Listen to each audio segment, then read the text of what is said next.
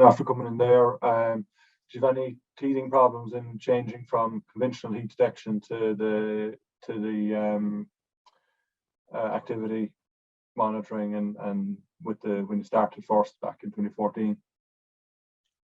So I suppose in the video I explained about what we started with and the ID only system now.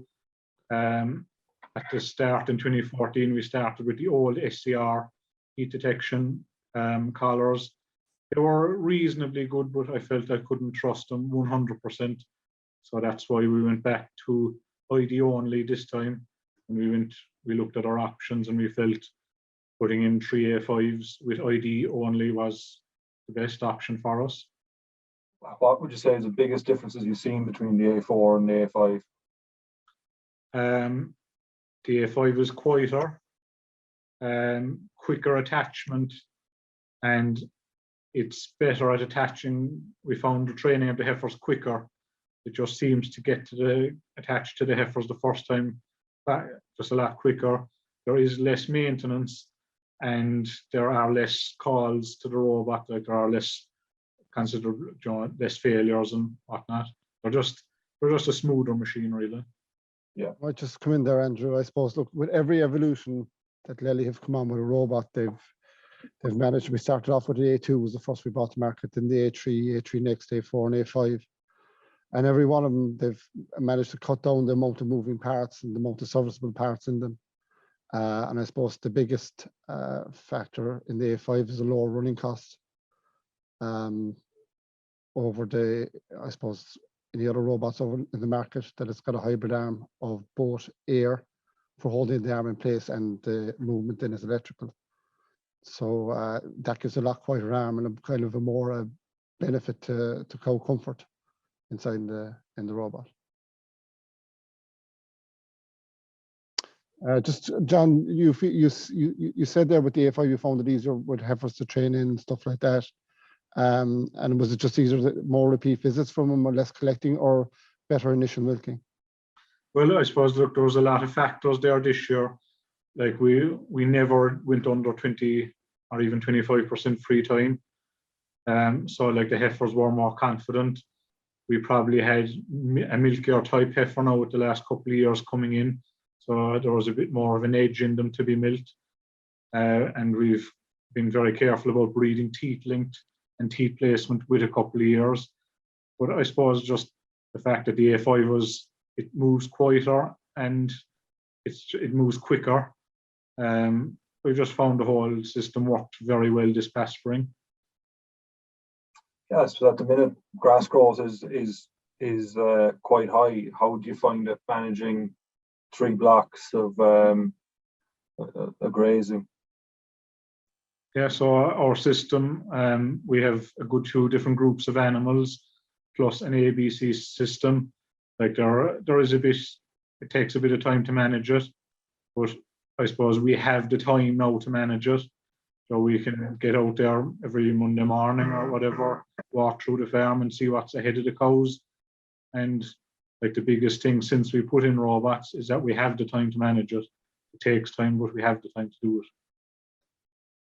And you find that you're taking out surpluses at this time of the year? Yeah, well, this past year, the first cut silage went late on us, but the last 3 weeks have been absolutely exceptional with growth. So we have the first round of silage bales taken out, and we'll probably be looking for the baling contractor again next week. But it's manageable. It just takes a bit of planning, but it is very doable. Okay. And has that extra time that you have towards just the extra time you had grass management, do you find that you're utilizing your grass better, and have you seen an increase in percentages of protein and butterfat and stuff like that? Yeah, I suppose the biggest increase has been in the milk volume itself.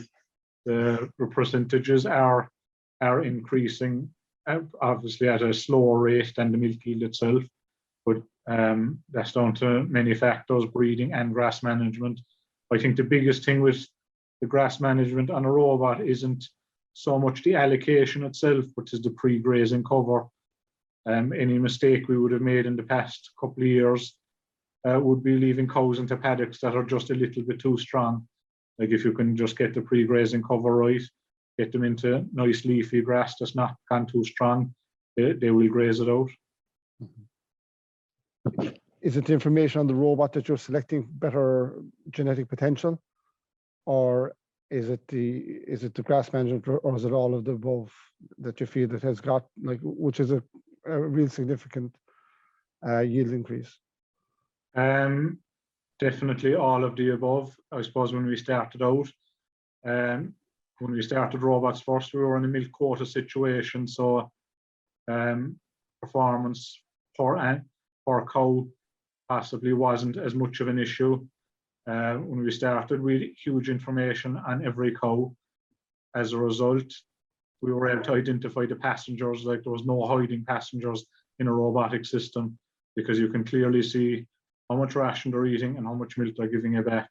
So we were probably able to start being a little bit more ruthless on what cows should be kept.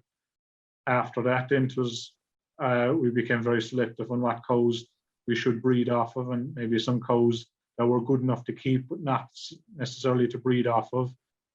And then the robots delivered a lot of time saving, so that allowed us to get out and walk the farm and just do a better job at managing grass and getting the cows into the correct type of grass.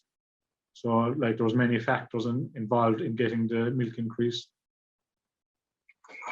You touched on breeding there, John. What would be your plans for the future now, and in terms of breeding? I would think that we will be at a stage in another year or two that we will only be breeding our replacement stock off the top 50%. Everything else will be getting beef straws from the start of breeding.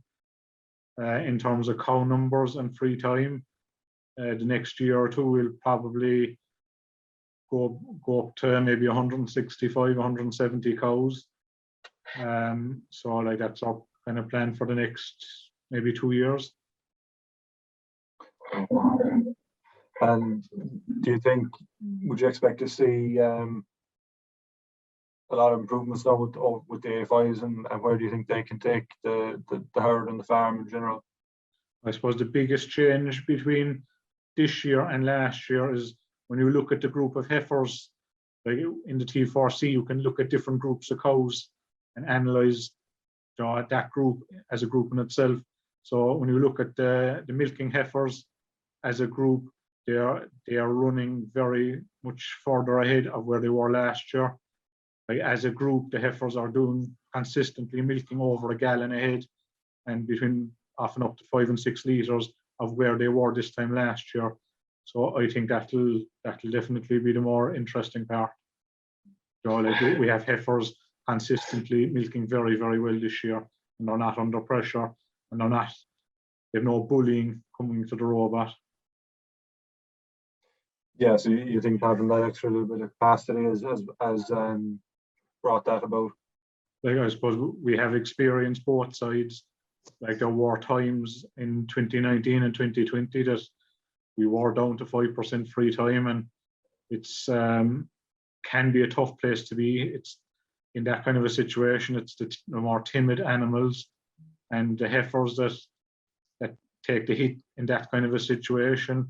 Whereas this year we were over 20 to 25% free time all of the time, and it just allowed the heifers to travel much better. Yeah,